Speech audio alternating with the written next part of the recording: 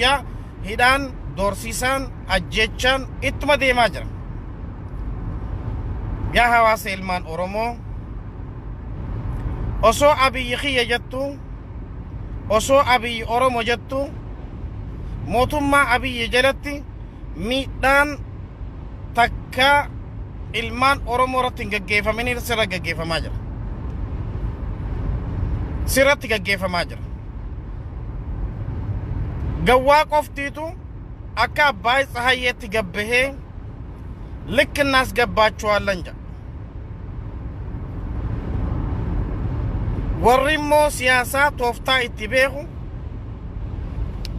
afaan kee dubbachaa si faarsaa siif qabsaa fakkaatanii yeroo si jalatti obboleettii tee haadha tee obboleessa kee reebanii hidhanii ajjeesan wanneen afaan qabattee teessuuf illee hin jirtu dhugaa. Mee maal irratti wani takka yeroo madaalamtu bifa isiitiin haala isiitiin hojjaa isiitiin madaalamti. Dr. Abiy yoo madaalli isaa laaltan hojjaan isaa duguggaa ilmaan Oromoo, duguggaa arraantana ilmaan Sidaamaa gaggeessuu malee takkaa bu'aan inni hammas takka isinii fidelleen hin jiru. Warri Sidaamaa waan haqaa irratti haqa isaanii gaafatan. Ka Sidaamaaf haqan kannin ka arraantana Sidaama irratti qawwee garagalchee dhukaasa banaa jiru. Mee ati maal abbaa keetii irraa abdachuu barbaadda? Duraan dursa maqaa Oromoo qabatee miidhaa sabaa fi sablammii irratti gaggeessuunu maqaa si balleessuudha. Akka sabaa fi sablammoonni saba Oromoo jibban godhuudha.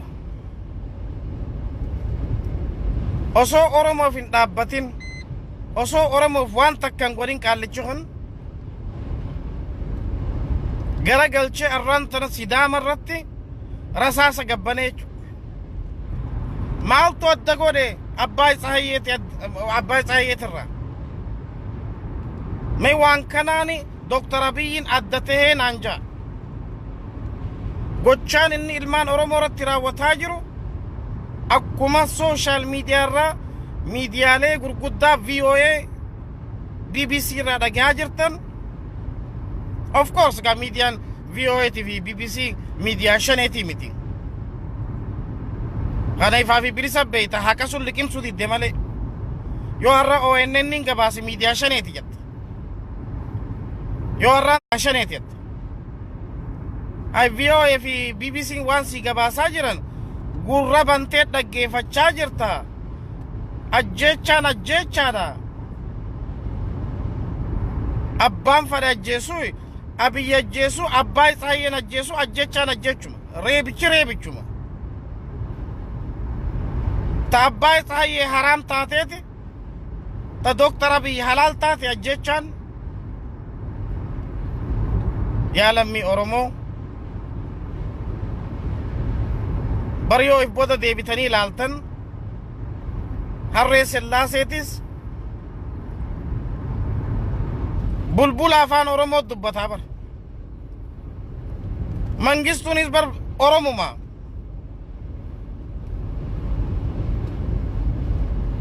Saniif warroottan gootawwan ilmaan Oromoo takka takka guursisee funaansisee ajjeesisise. Oromoo mataa isiiti. Cinaan luynummaan isaa sodaa taatu maaliin haa galu diddene. Warri maantana gadaa duratti Foreign Minister in Ethiopia maqaa isaatuun beeku ka gaafa Mangistuu Hayilamaariyaam obboleessi isaa Amboo keessa fannifameeti. Mangistuu Hayilamaariyaamiin inni sadarkaa Foreign Ministeritti Mangistu Hayilamaariyaamiif sujuuda.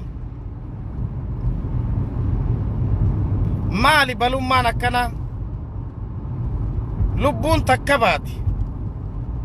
Akka dhiiraatti akka gootaatti yoo baate immoo naman gaddisiistu. Seenaa katabdee deemtaa jechuudha. Arra sadarkaa sooshaal miidiyaa irratti warroottan aktivistii fi jechaa lakki nuti qabsaawatamaa remintoo fi jechaa sooshaal miidiyaa kanarraa afaan nurra banaa jiran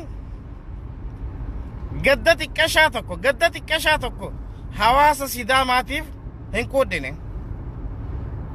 Of course gaa Abiyyi dachi kannaa fi kaareemeetirii 180 kannaa fi buchulloota Abiyyoo jenneen irra wayyaa miti.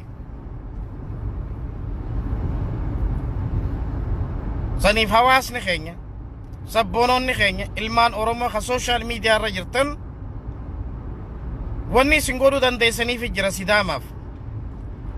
Hawaasa keenya ka Sidaamaatiif waan godhuu dandeessanii jira. Suni maali jettanii ona gaafattan miidhaa isaanii katabbiinis suuraanis gadhiisuu fi danda'u gadda keeysan garsiisuu danda'udha. Gadda keeysan garsiisuu danda'udha. Obboleeyyan keenya ka Sidaamaa arraan tana qabsoo ilmaan Oromoo keessatti amata dheeraadha ilmaan Oromooti wajjin haqa isaanii falmachaa turan. Hawaasni Sidaamaa takkaa nun miine haqa kiyyaas isiniifin kana nun hin jenne haqa keenyallee nuu kabajeeti eyyan ilmaan Oromoo miidhamtan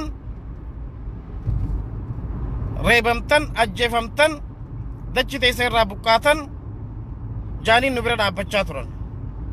Arra wanni ati harka qabattee afaan qabattee teessuuf maaligaa? Wanni biraa yoo godhuu dadhabde fotograafaan gaddaan feesbuukii irratti katabuudhaan barreessuudhaan gadda keeysan garsiistanii hawaasa keenya ka biyya keeysaa akka bikka takka irraa fincilan godhuu danda'u nurra jira. Hawaastichi bikka takkaa finciluu danda'u irra jira. Arra yoo Harargee keessa deetan reebichaan hidhaan doorsisaan takkaa lama tan jenne. Arsii keessa dhuftan akkasi. Wallagga deetan akkasi. Iloo Abbaa Booraa keessa deetan akkasi. Boorana deetu akkasi. Gujii deetu akkasi. Shawaa tana keessa deetu akkasi. Meegaa mee maal haftanii jechuudha maal hafname? Maaliif bikka takka hawaasni kaasuu dadhabne? Xiqqaa guddaan namaa sa'an barataa barsiisan bikka takkaa fincilee mootummaa Dr. Abiy sirna diktaataraa kakara mangistuu deemaa jiru kana eenyummaa keenya leencummaa keenya garsiisnee naman dhabne nama bikka buufanum dhabne arraan tana warra akka Profeesar Maraaraa qabna. Namni dhabame hin jiru. Wanni teenya walirra laalluuf hin jirtu. Ifaa fi bilisatti haa dubbannu tana. Osoo ati kuni lakki Oromoodha, lakki Maarreedha, lakki Mintoodha jettuuti haatee si jala gudeedamtee obboleettiin si jala gudeedamtee abbaan kee si dura ajjeefamee gandi kee si jala gubataa jechuudha. Maali hammana achi wanni nuti hafu? Hawaasni keenya dhumaatii miti dhumaatii gurguddaatutti deemaa jira. Doorsisaa miti doorsisaa gurguddaatti deemaa jira. Hawaasni bikka takka akka fincilu godhuun dirqama keenyaa jechuudha. Yoo dhugumatti lubbuu namaa baraarra jennu taate. Yookaan lubbuu namaa baraaroo osoo hin taane daldala siyaasaa jirraa jechuudha. Daldala siyaasaatti warroottan sooshaal miidiyaa kanarraa amata meeqatti xibaaraa turan gadda isaanii garsiisuu dhabiinsattu dhiigni keenya dhiiga keessan obboleeyyan keenya ka Sidaamaa jechuu dadhabiinsa isaaniittu tanneen daldaltoota siyaasaa jennaan malee dhugumatti aktivistoota jechuun hin dandeenyu. Maaliif aktivistiin ajjechaan ajjechaadha, hidhaan hidhaadha, abbaan fedhe godhuu haqa sun dubbachuu irraan deebu. Warroottan silaa xiqqashollee sadarkaa sooshaal miidiyaa kanarratti maqaa isaanii dhadhageessan dhiiraa dhalaaniin waan isaan kataban laalaa ture. Ridiculous. Nama gaddisiisan. Ummatuma akkamii keessaa uumamne. Every soil is my soil. Lubbuun hundinuu akka lubbuu tiyyaatti ilaaluu danda'u irra jira. Ta Sidaamaa taatu, ta Oromoo taatu, ta Walaayitaa taatu, ta Kambaataa taatu, ta Marfeeteewu. Ajjechaa fi doorsisaan mootummaa icoomsaanuun jechaa arraan tana lammiin Oromoo 20,000 oliititu mana hidhaa keessa jira. 20,000 ol. Maali balaan akkana? Maa afaan qabannee teenya? Maa afaan faajjooytan? Maali Dr. Abiyyi malee namni biyya bulchuu danda'u hin jiru? Maali Dr. Abiyyi malaayikaa samiirraa isinii gabbu'e? Kana dambaarraa haati tiyya nugusa torbaffaatti naan jetteeti sunumaatu na dura argamaa jechaa deemaa jiru kana isin akkamitti afaan qabattanii itti ustan? Akkana Prime Ministerummaan dimokiraasiin isin barbaadan tana ta Jawaar Mahamaffaan dhaabbatanii bilisummaa hawaasatiif keessaa qabaachuu qabdi. Bilisummaa hawaasatiif keessaa qabaachuu qabdi ta isin jechaa isin himaa turan, isin kijibaa turan. Saniif hawaasni keenya wanni afaan faajjooytaniif hin jirtan. Bikka takka hawaasa keenya kaasuu danda'u nurra jira. Sodaan maali?